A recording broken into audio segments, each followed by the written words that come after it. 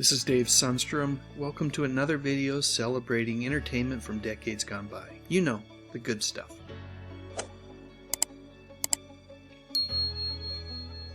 Joanna Cassidy is a bit of a mystery to me.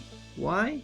Well, during the 70s, 80s, and 90s, it seemed like this talented lady was all over the place. Everywhere you turned, there she was.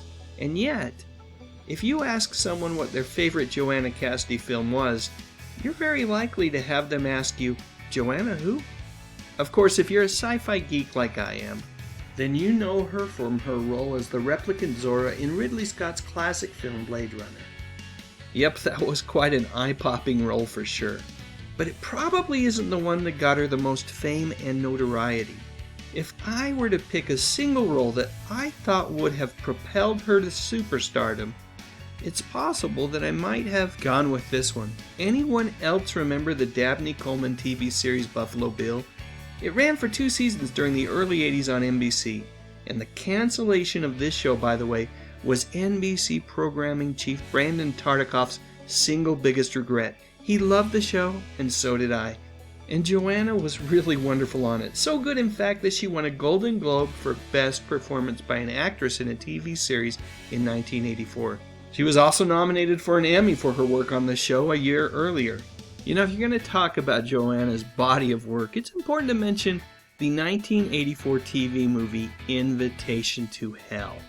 I absolutely love this early effort from legendary horror director Wes Craven. That same year, Craven's film A Nightmare on Elm Street would hit movie theaters and drive-ins everywhere, and the character of Freddy Krueger would forever be part of pop culture history. Anyway, getting back to Invitation to Hell. Do you think I'd miss any movie starring Joanna, Robert Urich, and Susan Lucci? I think not, my friends. I think not. A few years later, Joanna would be part of movie history, starring as Dolores in the groundbreaking film Who Framed Roger Rabbit. And a year later, she could be found starring opposite Gene Hackman in The Package. Like I said earlier, this lady's filmography is extensive.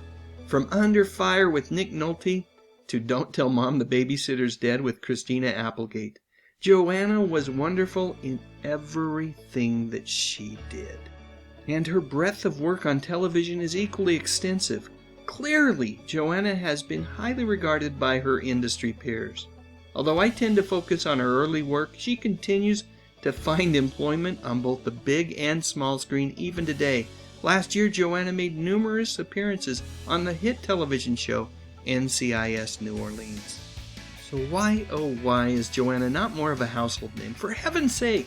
As an actress, she's been in all sorts of hit TV shows and movies spanning multiple decades. Truthfully, I think the answer may lie in the fact that she might be too good of an actor. Joanna has a talent for disappearing into a role.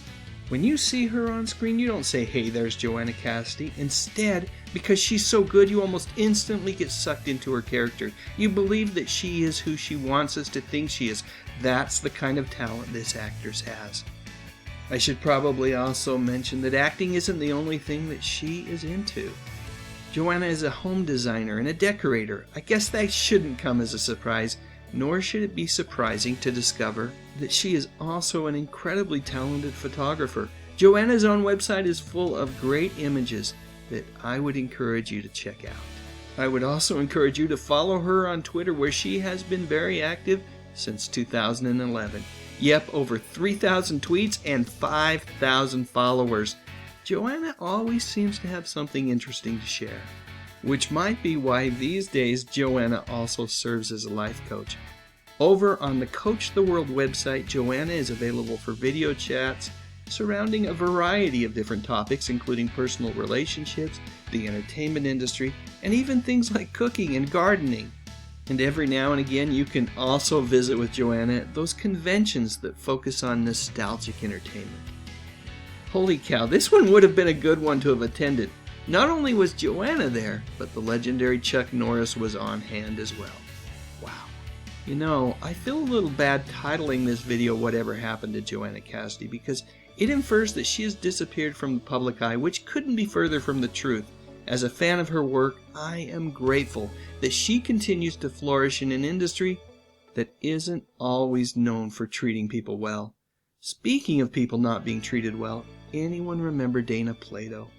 Her story isn't quite as happy as Joanna's. If you'd like to learn more about her, go ahead and click on the link that just showed up on your screen. I'm pretty much done here anyway. Thanks so much for watching.